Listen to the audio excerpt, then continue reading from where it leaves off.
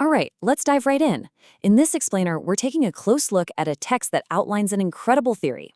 A theory about a hidden, ancient war being fought not for territory or resources, but for the one thing that matters most: control over human consciousness itself. And right off the bat, the source text makes its most personal and maybe its most chilling claim. This isn't some far-off, abstract conflict we're talking about. No, the primary battleground, it argues, is right here, inside each and every one of us. It's our own bodies.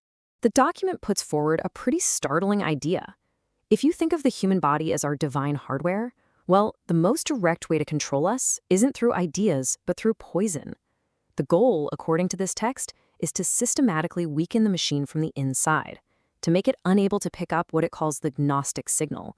You know, that kind of intuitive link to a higher truth.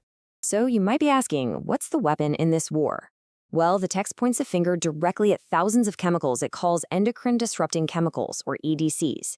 It claims these things, which are in everything from our water bottles to our shampoo, aren't just unfortunate side effects of modern life.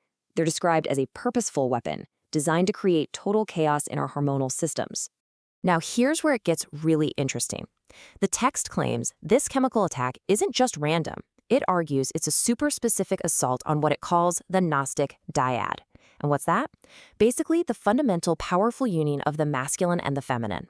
This union, the very basis of the family, is presented as this source of spiritual power that the control system just can't handle. And this slide just lays out the alleged two-front war perfectly. On one side, you have a chemical and ideological attack on the divine feminine. The claim is that estrogen-mimicking chemicals are used to disrupt fertility, while at the same time, culture reframes motherhood as a kind of prison. Then on the other side, those very same chemicals are blamed for a massive drop in male testosterone, while at the same time, traditional masculinity gets labeled as toxic. The goal, the text says, is to keep these two fundamental energies from ever coming together in a powerful way. But the war, according to the source, doesn't just stop at our biology. Let's take a look at how it supposedly plays out in the very way our society is built, our economy, and even how we look for love. Okay, so the document lays out what it calls a corporate coup against the family. The theory presented is that certain social movements weren't really grassroots at all, but actually a top-down social engineering project. It starts with what the text calls an intellectual virus, meant to break the family apart. Then, this idea is supposedly funded and weaponized by huge foundations with a purely economic goal: doubling the tax base and getting the state more involved in raising the next generation. And it doesn't stop there.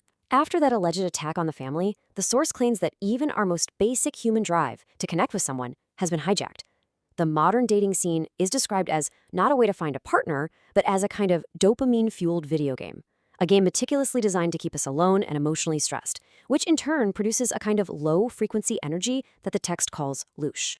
Now, going beyond the social stuff, the text takes aim at our entire global economic model. I mean, look at this breakdown. It's not framed as a system of free markets and opportunity. It's described primarily as a debt engine, an operating system designed to turn our lives into a taxable product, all while harvesting the anxiety that system creates. Think about that for a second. The claim here is pretty huge. This economic structure is presented as maybe the most perfect prison ever built. And why? Because according to this source, the bars are totally invisible. They're just numbers on a screen. In this prison, we end up being our own jailers, working our whole lives to pay off a debt that the system itself is said to create. So as the text gets to its final chapters, it asks the biggest question of all. If our world is some kind of prison, biologically, socially, and economically, then who are the Wardens? Now, if you're thinking of some secret cabal of humans in a smoky room, the source says, think again. It dismisses that simple idea. Instead, it presents this multi-layered hierarchy of control, a chain of command that it claims crosses different dimensions of reality, from the non-physical all the way down to the deeply personal. And here it is, the full chain of command, according to the source. Let's just sit with this for a moment. Right at the very top, it places a non-physical, parasitic intelligence it calls the prime Archon. You can think of it as the invisible CEO of the whole operation. Below that, it alleges there are these non-human entities, the physical middle managers of the prison. Then we get to the human level, elite families who allegedly run the day-to-day. And below them, well, according to the text, that's most of us, the unwitting servants just keeping the gears turning. But the final and most important level is what the text calls the infection within. That little voice in our own heads, the inner critic, the one that whispers fear and self-doubt. So what's the whole point? The final claim connects everything. The poisoned bodies, the broken families, the debt slavery, they're all described as features, not bugs. They're presented as interlocking systems designed for one single purpose, to run a planet-sized farm that maximizes the production of low-frequency emotional energy, that Loosh, which supposedly acts as a kind of food for the controllers at the very top of this pyramid. Which leaves us with one last really provocative thought from this source material. It argues that, yeah, the outer prison might be real, but the final, most important battle is against the Warden inside our own heads. The ultimate enemy is the belief that we're trapped at all. And what you do with that piece of information, well, that's entirely up to you.